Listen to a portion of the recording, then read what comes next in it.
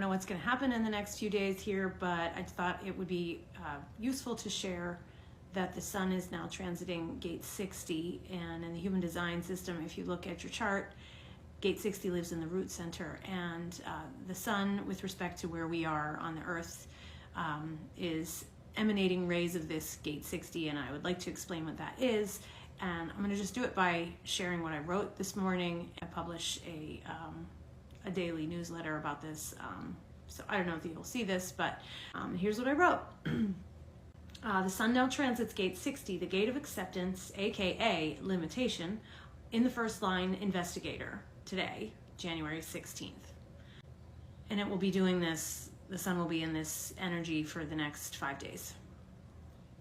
Now that we're clear on what the truth is, because over the last 6 days we've been exploring the gate of inner truth, gate 61, the sun begins its last and final transit of the rave year today in gate 60, the gate of acceptance. Acceptance of limitations, that is. More root center pressurized energy. This is the stuff of finding safety and security in the status quo. 60 folks will say, we're fine right here. We like things just the way they are. We prefer to keep them just the way they've always been. Don't go changing the furniture around on gate 60. Grandpa needs his comfy chair in exactly the same spot it's been in for 40 years. Nevertheless, while gate 60 is rooted to the earth, it is pulsing upward into gate 3, the gate of ordering, up there in the sacral center, if you look at your chart. Maybe I'll paste one in and as an image here. While gate 60 likes to stick with what it knows, gate 3 is a neophyte. It's like an energetic toddler, eager to zoom from one thing to the next. It longs for progress and advancement and newness. It doesn't want to waste time on details. Gate 3 just wants action. Both 3 and 60 are highly individualistic energies. 3 wants to blaze a trail no one's ever traversed. Even though life for gate 3 is, quote, difficult at the beginning, this baby is ready to rock and roll.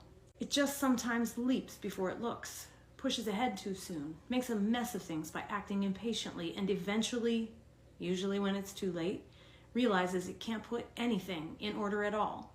That's when 3 gets depressed. It's lonely being out there all on your own, being different, taking risks. So 3 needs 60, acceptance of limitations, to tether it down, to keep it grounded in reality, to give it some guardrails, change its diaper, create some safety-tested boundaries within which it can operate until, that is, gate 3 is ready to truly launch.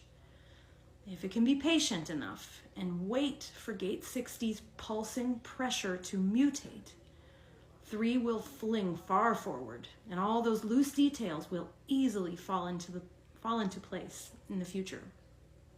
Together, gates 3 and 60, when they're connected, awkward partners that they are, form the channel of mutation. Guys, this is how humanity evolves. The species is constantly mutating. Ideas, systems, language, approaches to problem solving, technology, our very bodies, they're always adapting. That's what we explored this week before we can finally celebrate the rave new year, the real new year, on January 22nd, 2025. Gate 60 has a sense about it, receiving that timely seismic pulse from the ground below. It knows when it's safe and smart to take flight. I think gate 60 functions a lot like a slingshot. It pulls way back, leaning one last time into the old-timey values, and then zing, it lets go. That's when 3 soars forward, mutated, changed, transformed, and ready to land someplace new.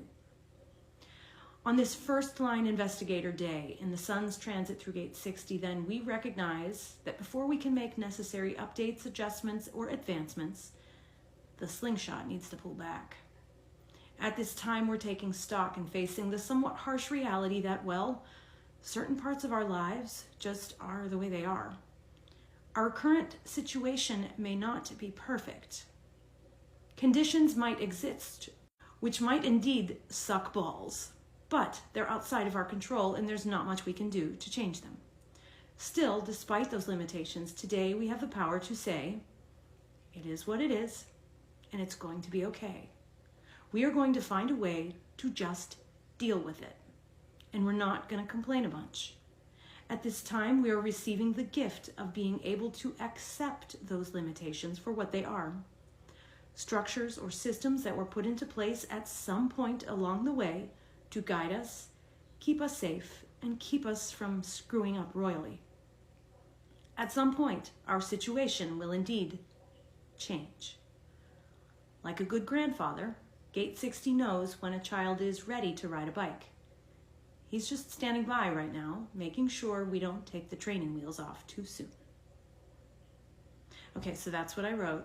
What the sun is emanating right now, that we all have access to that energy. We can choose to use it in the highest expression possible, which is working with what you got, using the resources that are available right now, or using it in the low vibe, which is just to like be completely unwilling to get resourceful or creative, and unwilling to advance even when the time is right. So we'll see how this plays out over the next 5-6 days of this transit. Take care.